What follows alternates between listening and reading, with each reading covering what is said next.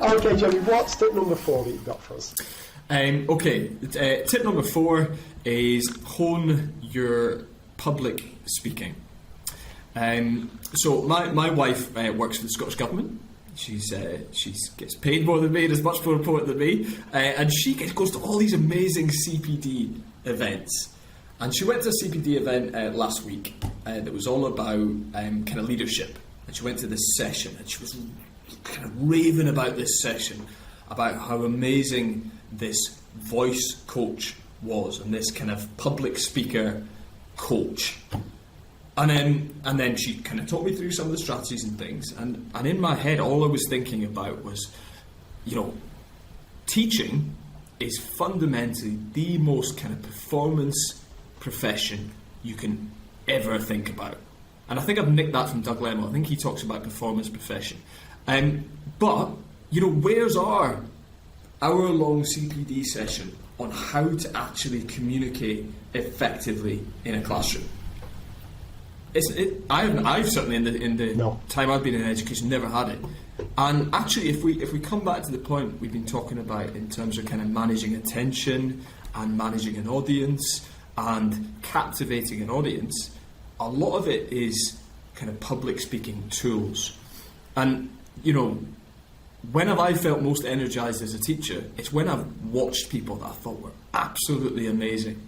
And a lot of the times they're amazing because they've got this epic toolkit of how to channel their public speaking and how to channel the attention of an audience and how to get them really, really interested in what they are doing and how they're doing it. And I'm always writing, so I love writing, and I'm always writing something. And I'm writing something at the moment which has got a terrible working title, which is How to Talk So Teenagers Learn.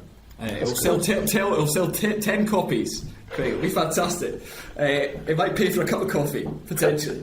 But I just find it fascinating, because if we're talking about those teenagers in front of us going through all that neurological development and all these different elements that make their lives challenging, then how we communicate in a classroom and how we present ourselves and how we present the learning and how we kind of package it for them is just massively significant and important. And I think we should be doing all this public speaking stuff, and I think we should be thinking about, instead of the PowerPoint displays, instead of all that sort of stuff, how are we standing? Where are we standing? How are we communicating in a way that will motivate young people, get them positive about learning, and get them hooked and interested? And the last rambling point I'll make in this is I'm interviewing potential kind of English teachers for this course. And I love doing it because, one of my questions is, why do you want to be a teacher? Why do you want to be an English teacher?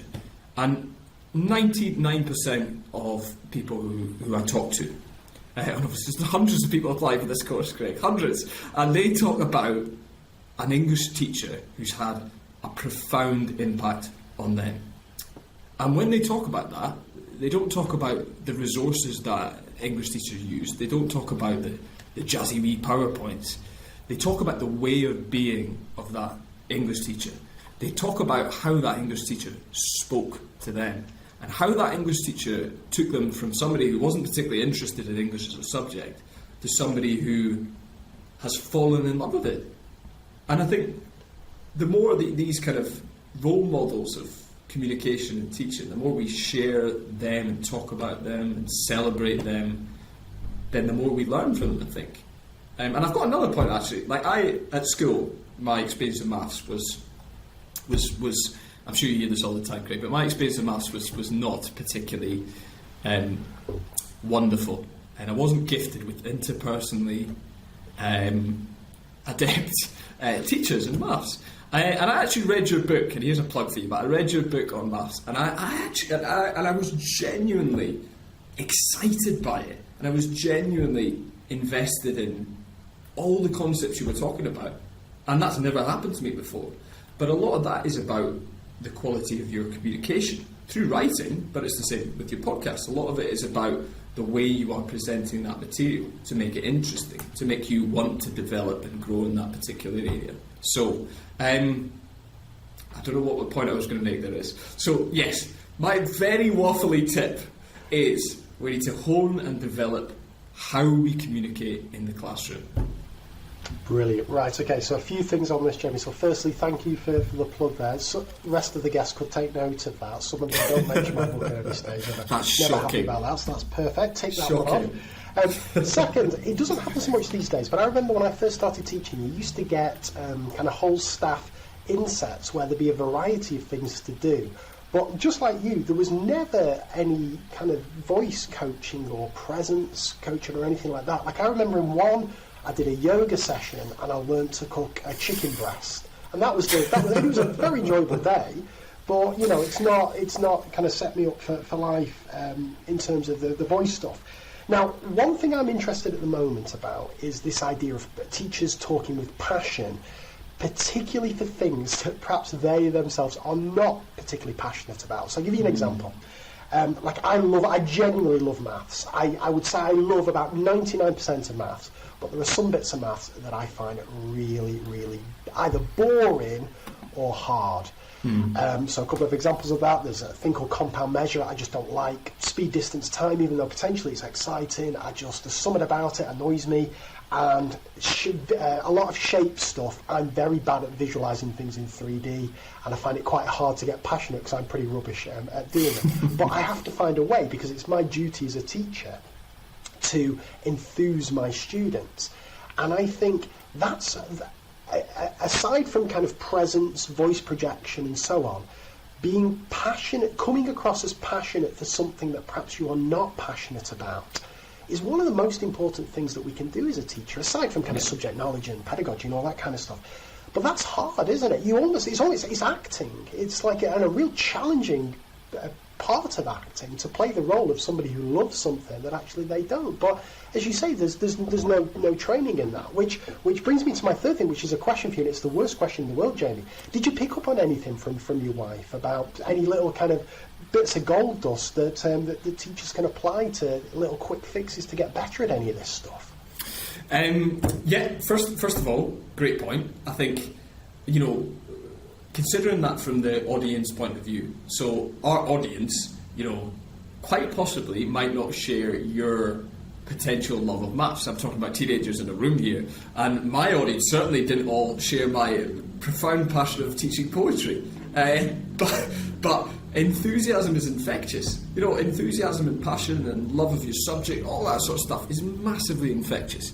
And I hate that, and I've fallen into the trap many times myself, where I start a lesson and go, I'm really sorry guys, this isn't going to be that exciting. I'm really sorry guys, this is going to be a wee bit boring. And what a terrible confession to make at the start of a lesson, because your teenagers go, all right, I'm off, I'm gone. Yeah. I've drifted off, I'm away here. And then you're fighting a battle because you're actually handing them a postcard that says, this is boring, you don't need to engage as much. So that's it, and I think again, it's a really personal thing, but you always have to think about the hook. You always have to think about the way you're going to present it to make it seem meaningful and interesting and positive for them to experience. The second thing, what little tips did I pick up from my wife? What did she say? So first of all was know your space. I think this is interesting from a teacher point of view. So your classroom arena, actually making sure that you've got real ownership of it. And obviously the lady was talking about in terms of presenting, but it absolutely makes sense for teachers. Having that real in-depth knowledge of your classroom space and how you use it and how you communicate from different points of the room, really, really important. Stand on the balls of your feet, not the back of your heels. Because if you stand at the back of your heels, your body positioning apparently is less powerful and impactful. And then the third one was about actually just the way you use your voice and the pace and the pitch. And I know I'm terrible at this. I harp on about slow stuff and then I'll be rambling away as I've done incoherently all the way through this interview, Craig. But the pace in which you present your material and the variation you've got on that is going to make an impact in terms of the quality of the listening you are trying to engender in an audience. And then last one, which I've done terribly again, is just giving that time and space for silence. to let something linger, to let a point linger, to give them space to cognitively catch up, I think. That's brilliant. But look out for that copy that will sell 10 books. How to talk to teenagers. Put me on the list for it. I'm all up for that. I think I'm going to have to. Well, when I first started this podcast, I wanted to get like a voice coach, things like even like a bit of kind of acting or something. Just because for the exact same reason, it seems to be a real deficit in kind of teachers' CPD. So that spurred me on to look for that. Fantastic! Brilliant. That's brilliant. Fantastic. Okay.